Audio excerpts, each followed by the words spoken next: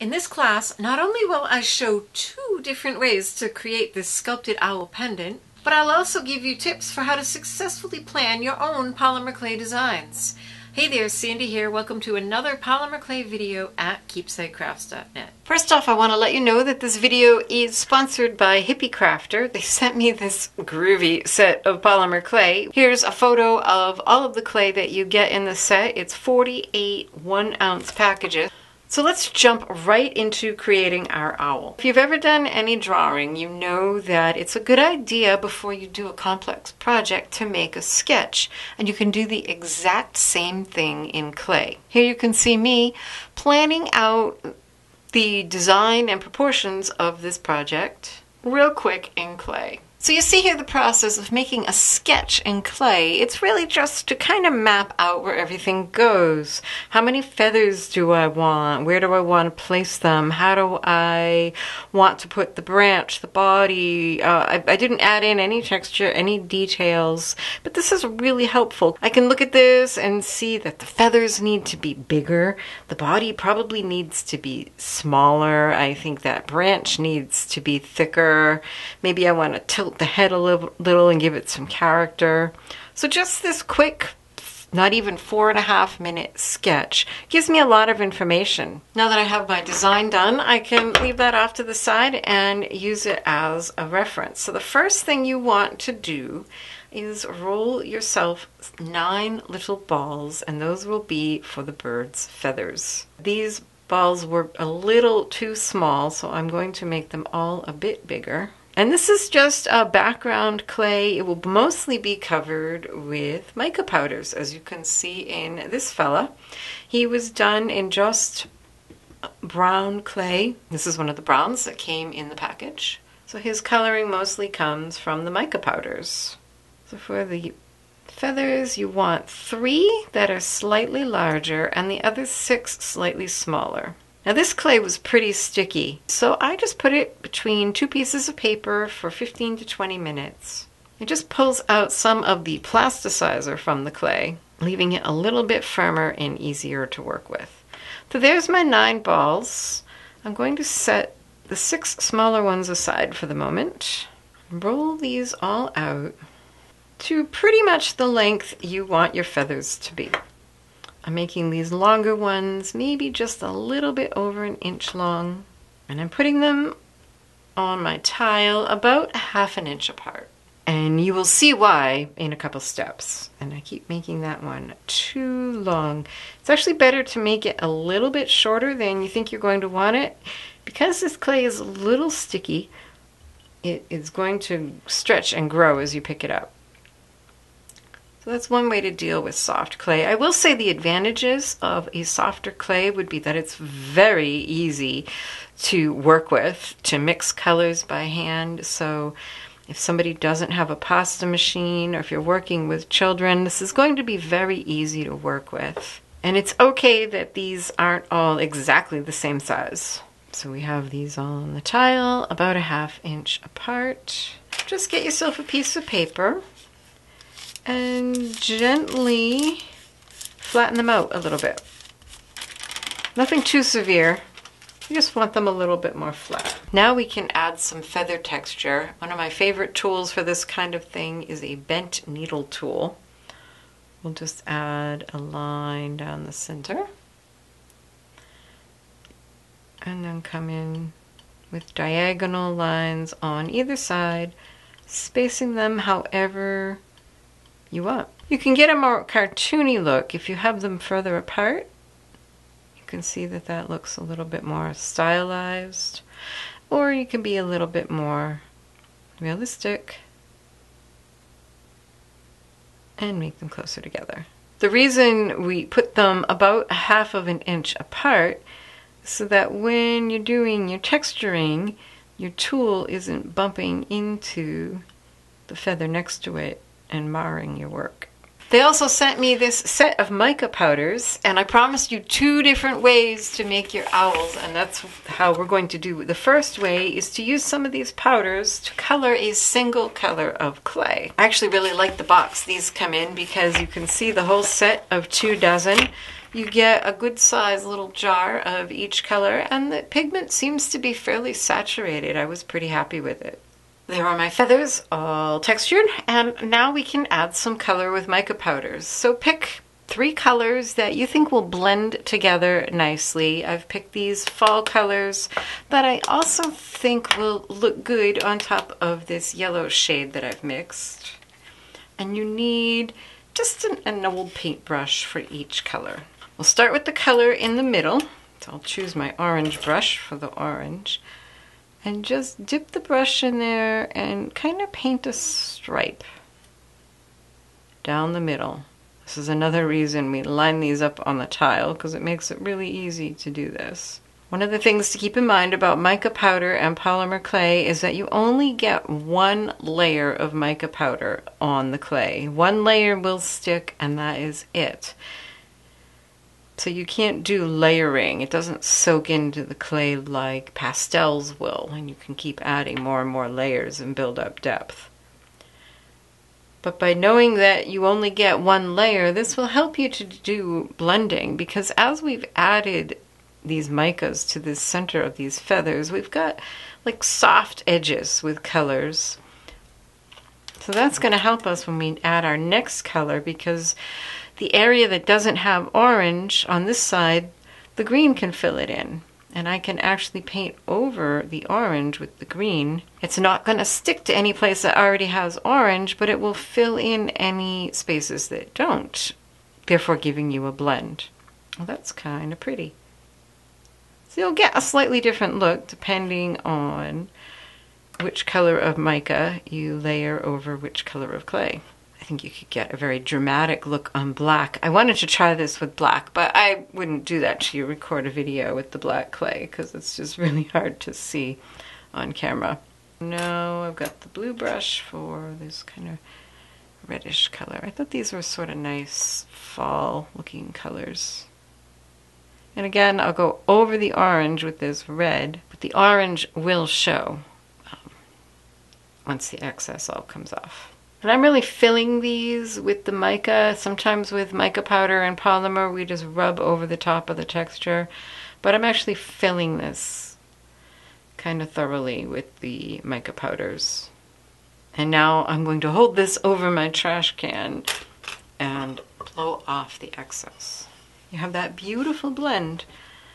I highly recommend gapping your mica powders. I don't know if you're like me and kind of klutzy, but it would be very easy to make a mess. Now we're going to start building our bird, and we're going to start with those 3 largest feathers. You can use a clay blade, but because these are small pieces, I really like using just a single edge razor blade. One of the advantages of having such soft clay is that if you made something too long, just the act of scraping it up off the tile is going to compress it. So when we get to those shorter wing feathers, you may find that this is helpful. But I actually want this a little longer, so I can pull it out again. It's fine. So we're just going to place these 3 largest feathers somewhere near the center of the tile and overlapped. And these will be the tail feathers. And of course, you don't have to make an owl. Change the head, and you could make pretty much any creature you want. Do an online image search. You can look up owls on branches, like you see here. You can look up birds on branches. How about exotic birds on branches? Because some of these colors I made me think of exotic birds. So there's his tail feathers. And now we need a branch. So I just have a log of clay that seems about the right length. But I want it right now to be a little shorter and thicker than I want my finished branch to be. Again, because this clay is soft. And all you need to do is grab your needle tool and start making lines. Kind of turn it. And as you're making these lines, notice it's getting longer and thinner. So the trick to working with this stuff is really just to understand your material and how it works. Again, I I tend to prefer to sculpt with a firmer clay, but I can see this would be really useful for folks who have issues with their hands and can't handle a firmer clay. If you don't have a pasta machine to help you condition it. Well, that was getting a little stretched out, so we'll just fold it back and blend it in. And I'm going to still keep it a little bit shorter than I think I want, because this next part is probably the trickiest of the whole thing, and that is adding the feet. You can see that the feet on both of these are basically very thin strands wrapped around the branch. Before we move on to doing that, though, we're going to add some color to the branch. And I love this color. I haven't seen a mica powder in this nice, dark, rich brown. It's called Burnt Umber. And I'm going to do this over on this tile. And I'm just going to cover the whole thing brown.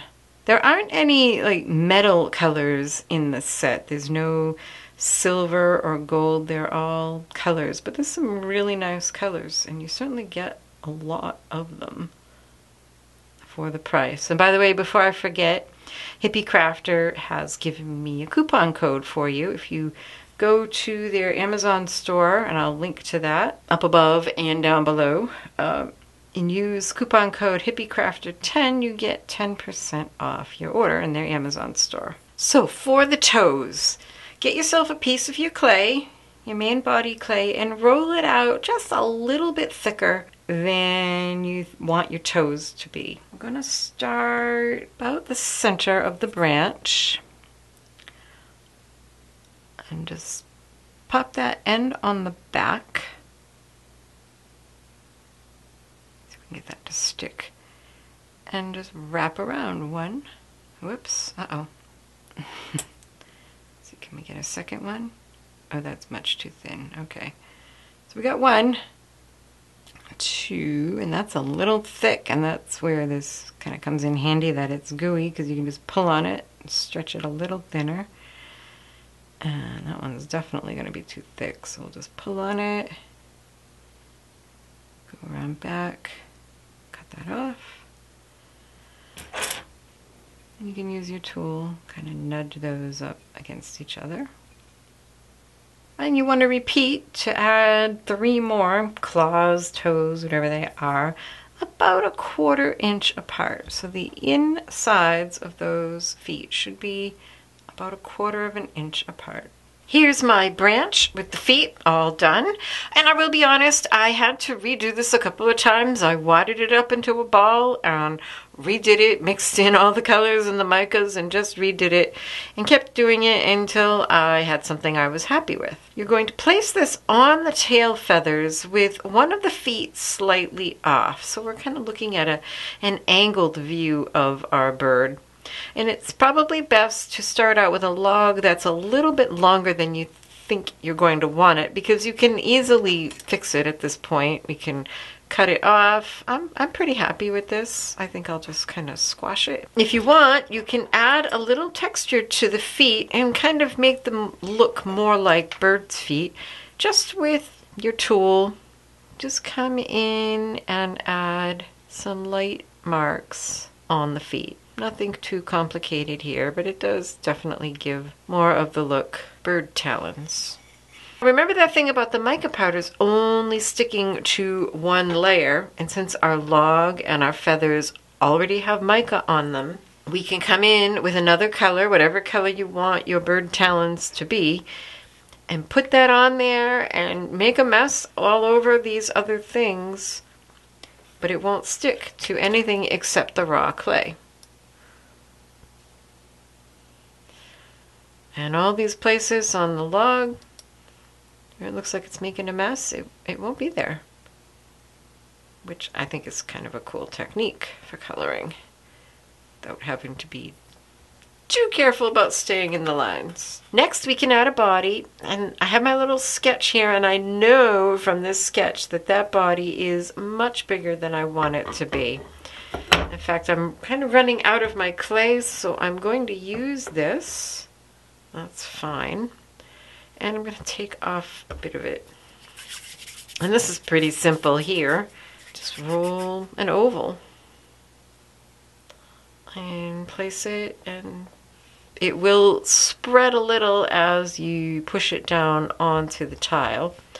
So I'm having it pretty much centered over that front or rightmost talon. I think that'll do. And then I'm just pressing it down so that it makes a bit of a mound, and you can shape it a little bit. Don't press it down too much, because if you're going to add, because we're going to add a feather-like texture, and that will press it down a little bit more. At this point, you can add some color. So I am going to shade his body similar to the way I did this one, from green, and I don't know if I might go to the orange or the yellow. And remember, all your other things have already gotten mica powder on them, so this isn't going to stick. So I got that about in the middle. All right, I'll do a little bit of orange at the top, but I think I want him mostly green. Don't ask me why, I just do. And just the way you did the feathers, you get a nice blend at those edges. Brush off the excess over a trash can, and there. Now we can add texture to his body. There are so many different ways of adding texture. I have a really cool tool. If you don't have the same one I do, let me show you a whole bunch of other ways you can add texture that has kind of the look of feathers or scales. You can just use a straw, a drinking straw if you want smaller ones. You can use a coffee stirrer, and there you go. Easy enough. If you have one of these, a linoleum tool with a U-shaped cutter, you can do that. These are really tiny, very detailed.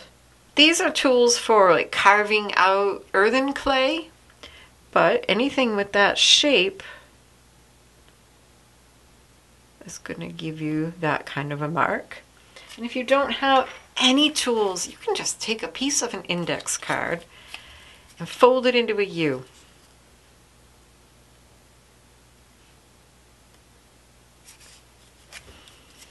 It might take a little bit of practice to get the shape that you want. So lots of different ways to make texture. What I have here is a leather stamping tool. I will have a link to the set that I got this from. I love this leather stamping set because it just makes really interesting texture on your clay. And this one is perfect, you'll see. Now we're going to have feathers on this side, but this side will be seen. I do kind of want to just do the whole thing. Get that as close to the feet as I can without distorting them. And I just love the detail you get with this tool. Go all the way to these edges. Tip up your tile so that you can see, because this will be visible. And I like to go all the way over to these edges because I don't know what's going to be visible in the end. So I'd rather have it all covered. There he is with his belly feathers all textured. At this point, you may have distorted your shape a little bit with the texturing. I'll tell you, my favorite tool to come in with is just my thumbnail. I kind of put my nail on the tile and press in, and I can get a pretty decent shape. Kind of smooth out any lumpiness. You can press it back down. And just so I don't make a mess with all this excess mica, I'm going to come in with a dry paper towel and wipe away as much of this as I can.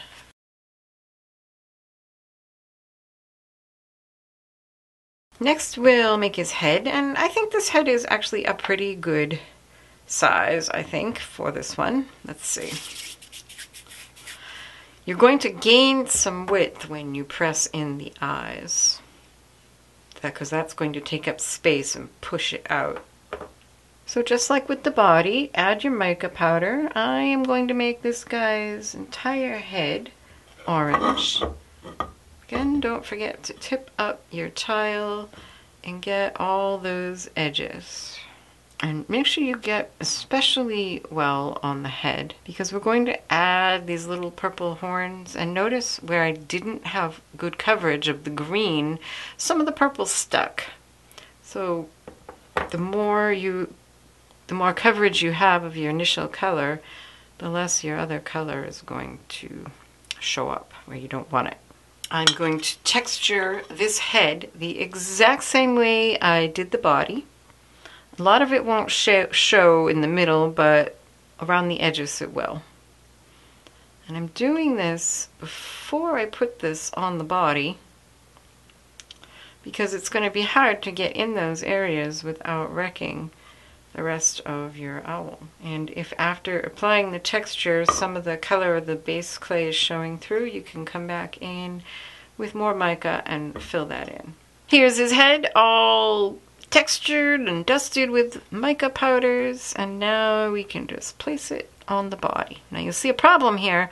We've got mica powder touching mica powder, and it's not a bad idea to come in with a little bit of liquid clay just to ensure a better bond.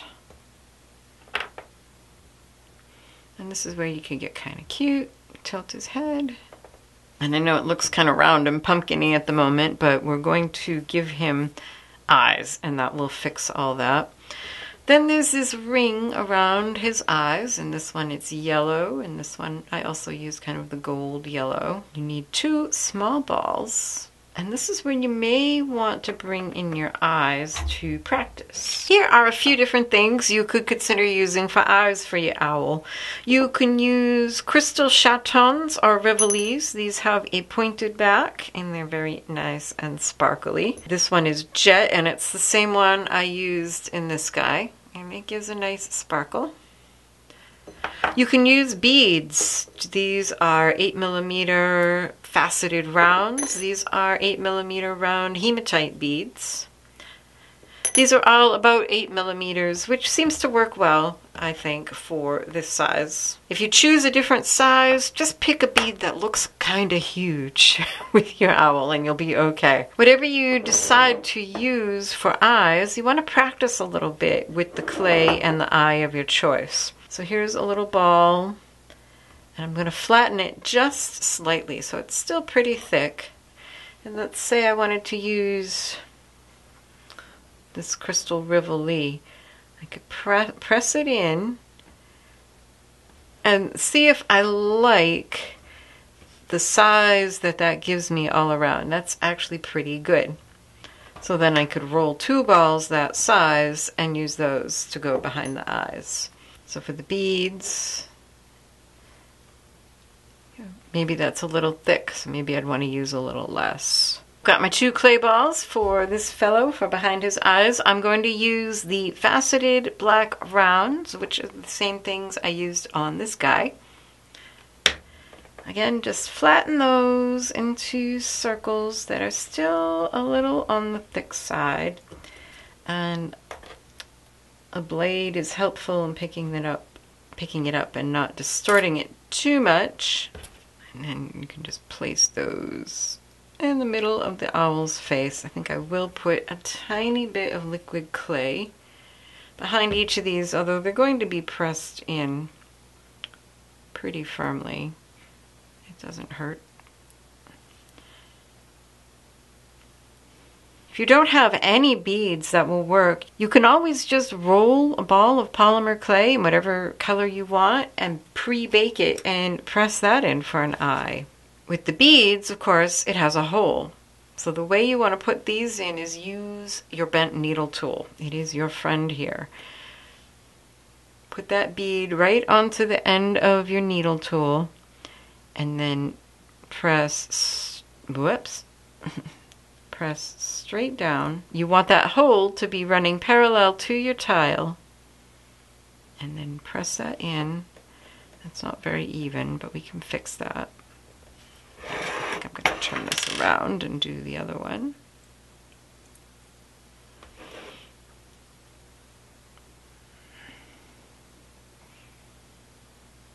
And then you can come in with your fingers and kind of adjust that surround. See, the more you press it in, the more even it gets. And if it's moved on you, you can come in with this needle tool and kind of tweak it until just barely see the hole in the bead on these edges. but it's not really visible. I think it's nice to add a little texture to this. So I'm just going to come in with some lines all around. If you have an area that's skinnier, you can kind of pull it out, see, like I'm doing here, to even it a little bit. Reshape his head if it got misshapen. See how much it spread once we added those eyes and pressed them in. He's got a huge head, doesn't he? Huge head. Oh, you know what I forgot? Oh my gosh, I forgot the feathers on the side, and that's okay. They really should go on before the head, but it'll be fine. All right, we'll grab these feathers. Find your longest one. So I think that's going to be this one. A blade will help you scoop it up without too much distortion. So the way we're going to put these is 1, 2, 3. Number 1 is the lowest one, and it comes down, I mean, wherever you want, but I put mine about halfway down those tail feathers. And over to the side, so it's covering the side of his body. So it's like he's turned sideways. The next 2 largest will go above that. And this is where it's so nice to have it on a tile, because you can just pick the tile up, turn it sideways, and position it right against the side of his body. There's 1 and 2 and then 3. And I like saving the very smallest for the front one. So again, I'll go from the largest in the back to the smallest in the front. And this is where it would be helpful to maybe not have the head in the way. So just do a little owl surgery. Move that out of my way for a minute. Silly me, huh? So 1, and I kind of scrunched it up on purpose because I want those to be a little shorter. Here, 2. And 3. So I would not recommend doing it in the order I'm showing you. I would recommend adding these feathers first. I just got all excited for adding the head. Then add the head. Yeah, he's fine. None the worse for wear. You can decide what color you want these rings around his eyes to be and add mica powder in that color. I'm going to do yellow because I just kind of like that look. Again, I'm adding it really heavily because after baking, it's only going to stick to where there's raw clay. And it will wash right off of those glass beads. Now, he's missing something very important, isn't he? His beak. So let's add that. And that is just a tiny little ball of clay. And you can make it different sizes. You can give him a bigger beak if you want. I'm going to roll it into an oval and then flatten it out a little, because I don't want it to be too thick, otherwise it looks clunky. Then we're going to pinch it into a diamond shape between our index fingers and our thumbs. Just like this. It's so easy. Your fingers just make the perfect shape, and it just takes a couple taps, a very light touch here. And this is another spot I want to add just a little tiny bit of liquid clay, because we got all that mica powder that may interfere. And we'll place that there. Oh, cute. And you can fuss with that if you want. I'm going to give him a brown beak using the brown mica powder. I tell you, I really love this set of micas from Beak Crafter. There's just so many different shades in here. I have a lot of mica powder, but most of the time I go for metallics. So I kind of love using this to color. All right, we are nearly done. You can look at pictures of owls and add whatever kinds of details you like. I like these little kind of eyebrow things. And they're very simple. They're just 2 cones of clay, long skinny cones. And I didn't even flatten them out because I'm going to come in with my needle tool and just make some lines. And that's effectively going to flatten them out. As I'm doing this, I'm kind of looking at them, trying to make them about the same size and shape. A little bit of liquid clay on the underside. That's the beauty of polymer clay work, is that if you dislike it, wad it up in a ball and start again. And I did just that. Wadded it up and started again because I wasn't happy with it. Used a little bit less clay. Notice I did that little trick of squishing this because it's so squishy, so that as I'm handling it and it pulls out and gets longer, it gets to the size I want. So stop sticking. There. Stick to the owl, not to me. There we go. This guy has really bushy eyebrows, and that's okay. If you don't like it, take them off, try again, but I think he's kind of cute. And I am going to add some of this pink mica powder to his, I don't know, what are they? Eyebrows. And I'm going to kind of, can you see the underside? I want to make sure I get that all covered, because the only time you're going to be able to cover it and have it stay permanently is if you do it when the clay is raw, before it's cured. And there, we're going to put him in the oven, mess and all, at the manufacturer's recommended temperature for about an hour. He's pretty thick here, so you want to make sure he gets a good thorough bake. I promised you 2 different ways to make this design, and this was the first one that I showed you using a single color of clay. In this one I used brown, and the one I showed you I used yellow, and adding all of your coloration with mica powders. This gives you one look, but the other way is to do the exact same steps, except use different colors of clay. The main difference is that for the tail, for that shading, you'll want to make a blend. So for this guy, I used these 3 colors in that set from Hippie Crafter, and I made a very narrow, about a 1-inch wide blend. Cut my feathers out of that. If you want to know how to keep your blends this narrow, this is the secret.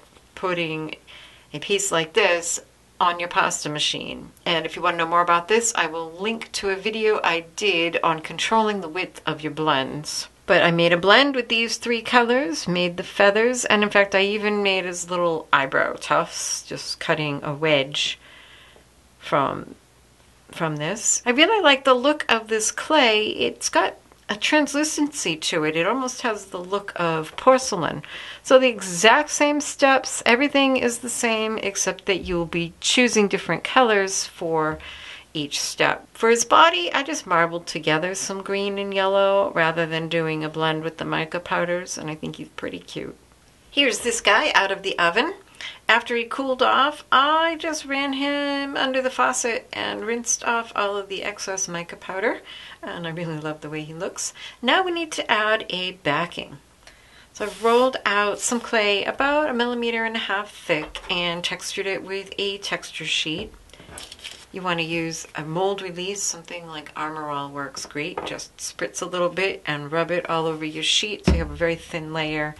That way you get a nice, clean texture.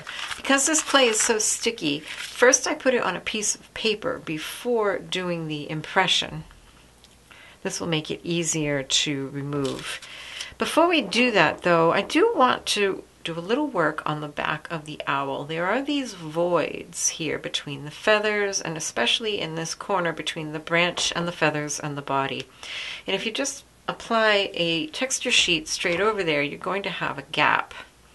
So I want to fill that somewhat with polymer clay, not anywhere that it's going to show from the front, but just so that we don't end up with a big air bubble, because when you put it in the oven, hot air expands and that could cause something kind of unexpected to happen. Now here, this gap below the branch between the 3 tail feathers and that one first side feather, I'm going to leave this gap because I'm going to kind of cut away here. This is a little bit of a tricky shape to cover the back of, so you just have to get creative and make it work. Add liquid clay all over the back of your piece. Now that I have liquid clay on the back of my owl, I'm going to grab another piece of paper and then just gently release this textured sheet onto that piece of paper. That way you can put it right in the oven from here, and you can just peel this off with very little distortion. Place your owl on there. Just press gently so that they adhere. So now you can lift that off if you want to smooth it and make sure you didn't trap any air bubbles. Then put it back and get yourself a craft knife and cut at a very steep angle. We don't want any of this showing from the front side. So I'm angling my blade about 45 degrees. Just trim all that excess away. While I'm doing this, I'll let you know my thoughts on these materials that Hippie Crafter sent me. For the clay, the pros, I like the wide variety of colors and the value for the money. That set of 48 1-ounce packages is $27.99. So that's the equivalent, remember, of 2 dozen 2-ounce packages like you get of Sculpey or such. I really like the way they look baked. They seem to have a fair amount of translucency. You might be able to see it in this one, and that suits my taste. And it really would be good for children or folks with difficulty using their hands because it's so soft. It will be very easy to manage. Now the cons. Well, some of the clays had weird inclusions. Like this green actually has red glitter in it. I couldn't figure out where the red was coming from. I hadn't worked with red glitter, and I realized after working with it for a while that it was in the clay. So I don't know if it got contaminated in the manufacturing, if they did it on purpose. I can't imagine why. I tend to work organic, and I'm not generally too fussy about having perfectly clean clay. That was a little annoying, red glitter and green clay, but yeah, so that was a little odd. As I've said, they are very soft, therefore sticky, and could use bleaching if you're going to do any detailed sculpting. As for the Mica Powder set, I don't have any cons, just pros. I think it's a really good value for the money. That set was $25.99, and that's for 2 dozen good-sized containers of Mica Powders. I love the wide variety of colors to choose from, and in the testing I've done, all the colors seem to be sufficiently saturated for my purposes. So you just work this. If you need to, you can come back and retexture. Like that seems to have gotten a little smoothed out. Here we go. And you just want this really sloped in. In fact, if you have the edges, if you want, you can come in and get the edges with this. This came out pretty good. So I think I'm going to leave it pretty much like that. You can see the back of this one I beveled even more. And I just came in with the texture sheet and really kind of went over those edges. One last step, if you want, is to add a jump ring as a bail to hang this if you're going to make it into a pendant. You could also make it into a brooch or whatever. So I'm just going to separate this up here very gently and tuck in. This is an 8, I think it's an 8mm jump ring, and the split is going right in there, so that'll be secure. And here I'll just take my texture sheet, press that down, and take your time with your sculpting tools and make that all nice and neat and tidy. And then bake one more time. Thanks again to Hippie Crafter for sponsoring this video. And if you want to learn more polymer clay sculpting, check out my polymer clay sculpting playlist that I put together for you. Happy creating. Bye-bye.